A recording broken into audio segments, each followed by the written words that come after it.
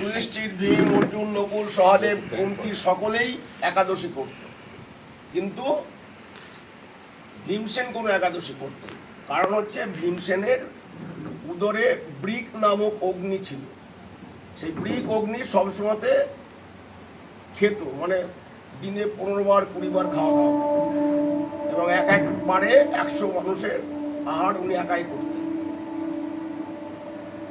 তাই উনি বললেন ভগবান শ্রীকৃষ্ণকে যে আমি তো এই একাদশী করতে পারবো না, আমাকে দ্রৌপদী, যুধিষ্ঠির, ভীম এরা সবাই আমাকে বলে, নকুল, সহদেব আমাকে সবাই, মা, কুন্তী সবাই বলে, কিন্তু আমি এই একাদশী করা আমার পক্ষে সম্ভব নয়। তখন কৃষ্ণ দ্বৈপায়ন ব্যাসদেব বলছেন, যদি তুমি একাদশী না করো তোমাকে নরক যন্ত্রণা ভোগ করতে হবে।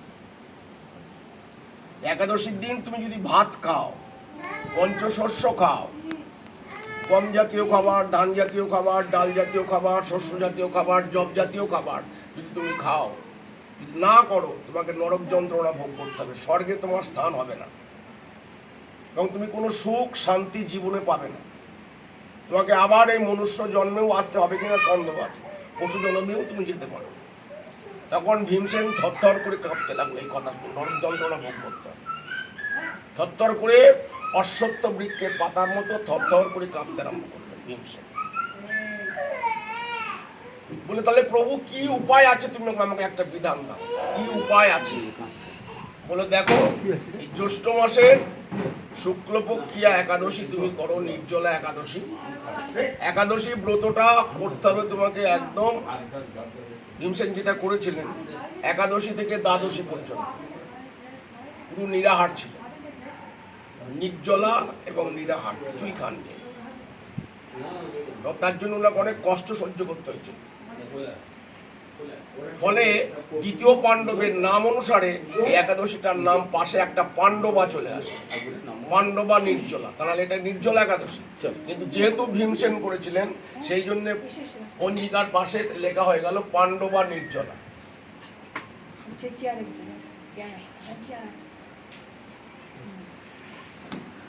এই যুগে কোনো দ্রব্য শুদ্ধি নেই,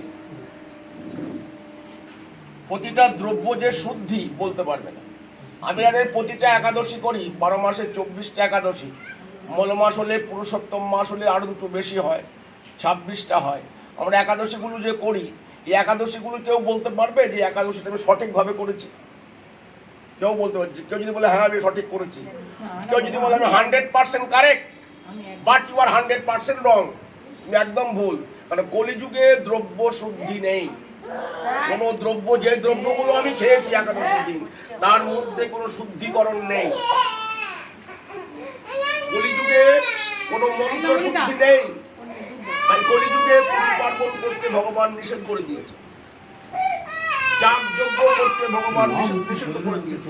মানে কলিযুগে ব্রাহ্মণের ব্রহ্মত্ব নেই, যাগযজ্ঞ পুজো পার্বণ করে দ্রব্য শুদ্ধি করতে ব্রাহ্মণ পারবে না, কারণ সেই ব্রাহ্মণ হচ্ছে শুদ্ধ ব্রাহ্মণ নয়, ব্রাহ্মণের ব্রহ্মত্ব হারিয়ে গেছে। তাই ভীমকে বলা হচ্ছে তুমি এই একাদশী যদি না করো তাহলে তোমার তোমাকে নরকগামী হতে হবে অবশ্যম্ভাবী। তাই বৈদিক ধর্ম কোনগুলো, যে ধর্মগুলো বেদে লেখা আছে, বৈদিক ধর্ম কাকে বলা হয়? যে ধর্মের কথাগুলো বেদে লেখা আছে। যেমন বেদে লেখা আছে কি পাঠাবলী, সেখানে কি বলা হয়েছিল যে মাসে একবার মাংস খাওয়ার হিন্দু সনাতন ধর্মের লোকদের বেদ উল্লেখ করেছে যজুর্বেদে, কিন্তু সেটা বর্তমান যুগে প্রতিদিনে চলে এসেছে।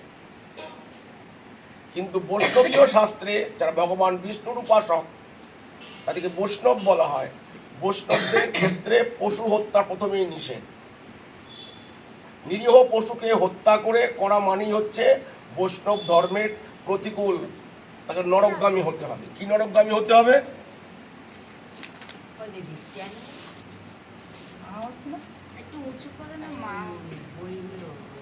তাদেরকে কি নরকগামী হতে হবে?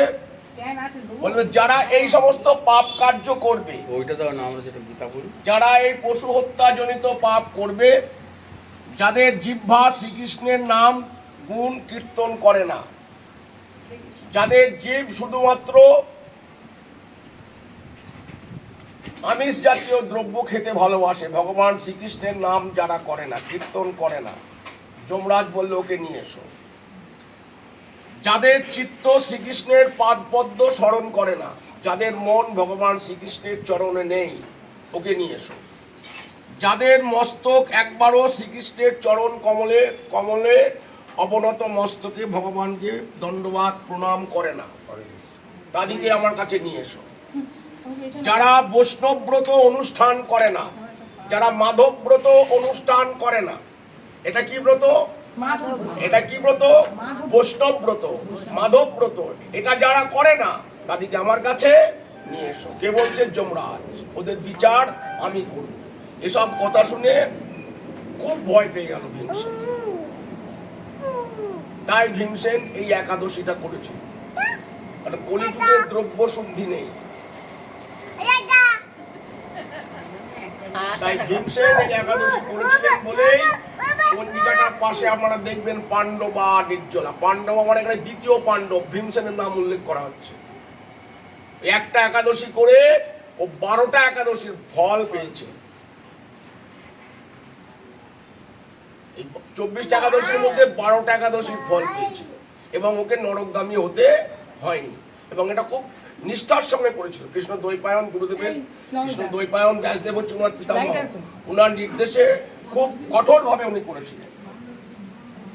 একাদশী দ্বাদশী দুদিনই কিছু খাননি, জল পর্যন্ত গ্রহণ করেন এবং তার জন্য উনি অসুস্থ হয়ে পড়েছিলেন, কিন্তু ওটা করেছিলেন।